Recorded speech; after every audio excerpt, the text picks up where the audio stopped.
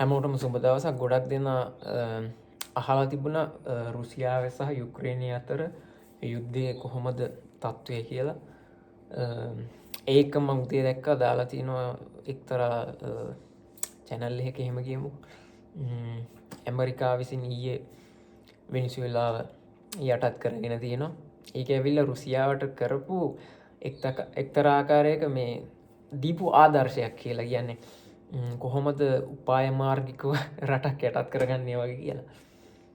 මෙතන තියෙන මේක එහෙම අපිට කියන්න අමාරු හේතු තමයි යුක්‍රේනය සහ වෙනිසුලාව කියන්නේ අහසට පොළොව වගේ දේශපාලනමය සහ යුද්ධමය බලය අතින් ගත්තහම තත්ව දෙකක් සහයෝගය ලැබෙන විදිහ හේතු තමයි රුසියාවෙන්ද අපි දකින දේවල් අනිවාර්යයෙන්ම ලංකාවට පේන්නෙත් නෑ, අනිත් රටවලට පේන්නෙත් නෑ. සාමාන්‍යයෙන් රුසියා ගැන තියෙන්නේ බොහොම නෙගටිව් අදහස් තමයි යුරෝපය ඇතුලේ නිකන් එක ප්‍රොපගැන්ඩා එකක් වෙලා.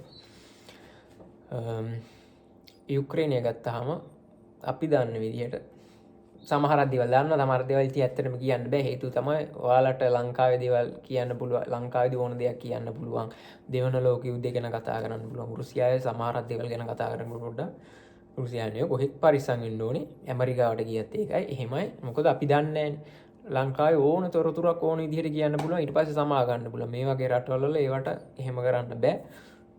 ගෙදර යවනවා, සරලවම ඩිපෝට් කරයි. දැන් යුක්‍රේනයේ අපිට ගියපු සෙබළු අර යලා මෙයාලා කිව්වේ යුක්‍රේනය ඇතුලේ ගොඩක් ඉන්නේ යුක්‍රේන සෙබළු නෙවෙයි, ඇමරිකන් සෙබළු, ඊට පස්සේ ෆ්‍රාන්ස් සෙබළු. ඒ කියන්නේ නේටෝ එකේ අවි ආයුධත් එහෙමමයි. යුක්‍රේනයේ ගොඩක් ආයුධ දැන් නැහැ, තියෙන්නේ ඇමරිකාවෙන් දීපුවා, නේටෝ එකෙන් දීපුවා, ඒ වගේ ඒවා තමයි එංගලන්තෙන් දීපුවා. ඒ වගේ කෑලි රුසියාව විසින් ගහපුවා. මොන මේ ළඟ පාත ප්‍රදර්ශනය කරන යකඩ ගෑලි වගේ. ඉතින් සරලවම තත්ත්වය කියන්නේ යුක්‍රේනයේ යුද්ධය ඇදගෙන යන්නේ යුක්‍රේනය විතරක් නෙමෙයි, ලොකු සපෝට් එකක් නැත්නම් ලොකු සහයෝගයක් හම් වෙනවා වක්‍රවාන්විතව, නිකන් ඍජුව නෙවෙයි, නේටෝ එකකින්. එතකොට රුසියාව සරලවම බැලුවහම ගහගන්නේ යුද්ධ කරන්නේ යුක්‍රේනයත් එක්ක විතරක් නෙමෙයි, නේටෝ එකත් එක්ක. ඒකයි සමහරු නිකන් නෝන්ඩියට කියන්නේ අපහසයට වගේ දානවා මේ රුසියාව දවස් දෙකෙන් පැය 72 දවස් දෙකක් දවස් 4ක් වෙන්න ඇතිනේ, පැය 72ක් පැය 72කින් යටත් කරගන්නවා කිව්වා. තාම බෑ, අවුරුදු 4ක්. ඒක තමයි රුසියාව බලන් ගියාම නිකන් යුද්ධයක් කියන්නේ එහෙම කුඩු වෙන්න ගහලා ඉවරලා අල්ලගන්න එකක් නෙවෙයි. මිනිස්සු ඉන්නවා, ඊට පස්සේ සරණාගතයෝ වෙනවා. මිනිස්සු මේ විදිහට බැලුවම මානුෂය අතිනුත් බොහෝ විට බලනවා. ඒක නිසා තමයි අවුරුදු 4ක් කියන්නේ. කොහොම වුණත් නේටෝ එකනොත් ලොකු එහෙම සපෝට් එකක් ලැබිලත් රුසියාව පරාජය නොවී ඉන්න ගැන බොහෝ විට ආඩම්බර වෙන්න ඕනේ රුසියන් කාරයෝ. මම මේ දේවල් කියන්නේ මම රුසියාවේ ඉගෙන ගන්න ඉඳවත් ජීවත් වෙන ඉඳවත් නෙවෙයි, අපි දකින්නේ ඇත්ත. ඒක තමයි ඇත්ත. ඊට පස්සේ පාවිච්චි කරන ආයුධ, ඊට පස්සේ රුසියාව තනියෙන් ගේමක් ගහනවා කියන්නේ සම්බාධක 18,000කටත් ආසන්න ගානකුත් දාලා ලොකු දෙයක්. ඔයාලා රුසියාවේ ඉන්නවා නම් ඇවිල්ලා බලන්න. මෙහි නැති දෙයක් නැහැ. දැන් සාමාන්‍ය මේ වගේ සම්බාධක 20ක් 30ක් ලංකාවට දැම්ම නම් අපිට කර කියා ගන්න දෙයක් නෑ. දැන් සම්බාධක 18,000කට වැඩි දාලා කියලා කියනවා.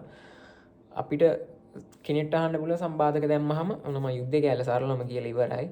මොකද මම එහෙම කිව්වේ පස්සේ කියන්න පුළුවන් මම මෙහෙන් යනවා, අදාළ උත්තරේ නෙමෙයි කිව්වේ කියලා. සම්බාධක දැම්මහම අපිට දැනෙන්නේ කොහොමද කියලා කෙනෙක් අහලා තිබ්බා. මුල් කාලවලදී සමහර ඖෂධ වර්ග නැහැ, හිඟයි. ඊට පස්සේ දැන් Nike, Adidas වගේ දේවල් බ්‍රෑන්ඩ් වල සපත්තුවෙම ගන්න හරිම හොයන්න අමාරුයි. අපි දන්නේ ඒවා ෆේක් ඒවාද කොහෙන් ගෙන්නලා තියෙන්නේ. ඊට පස්සේ Coca-Cola වගේ જાති අඩුයි.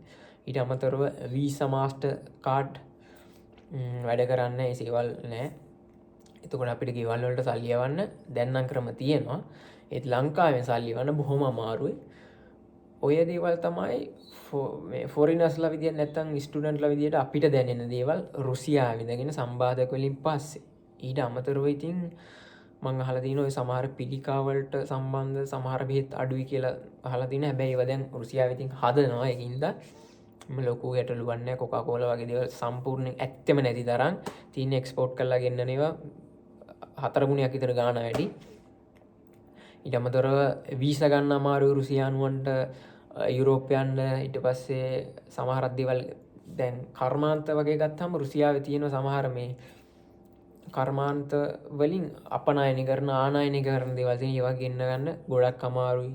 තකොට ලියවුම් ඔය වගේ පෝස්ට් ඔපිසි වගේ දෙවල් තැපැල් ගාස්තු ඒ වගේ දෙවල් ගොඩක් වැඩි වෙලා තියෙනවා. සමහර බඩු බාණ්ඩුවල මිල අධික ලෙස වර්ධනය වෙලා තියෙනවා. ඊට අමතරව කාලයත් එක්ක ගත්තාම ඉතින් ලංකාවේ බස් ගාස්තු අර මේවා නම් වැඩි වෙලා තින්නේ. ඒ වගේ රුසියාවෙත් වැඩි වෙලා තියෙනවා.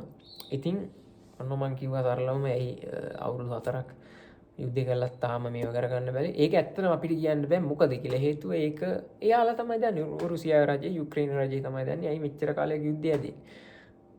අපිට නිකන් ਵਿਚාරේ වගේ කියන්න පුළුවන්. මේකට කියන්නේ උගදාත්. ඒ කියන්නේ ගෙස් කරන්න පුළුවන්. කළා මොකටද අපි දන්නේ නැහැ නේ ඇත්තටත්. අපි දකින්න දේ ඔන්න මම දකින්න දේ මං කිව්වා දන්න දේ චුට්ටක්. ඉතින් මොනවා හරි ප්‍රශ්න තියෙනවා නම් අහන්න. පුළුවන් විදිහට හොයලා උත්තර දෙන්න. ගිහින් එන්න සුබ දවසක්. අනිවාර්යෙන්ම channel එකත් එක්ක රැඳිලා ඉන්න. අලුත් දේවල් කියනවා. දැන් අවස්ථාව තියෙනවා වෙලාව තියෙනවා. එහෙනම් ගිහින් එන්න සුබ දවසක්.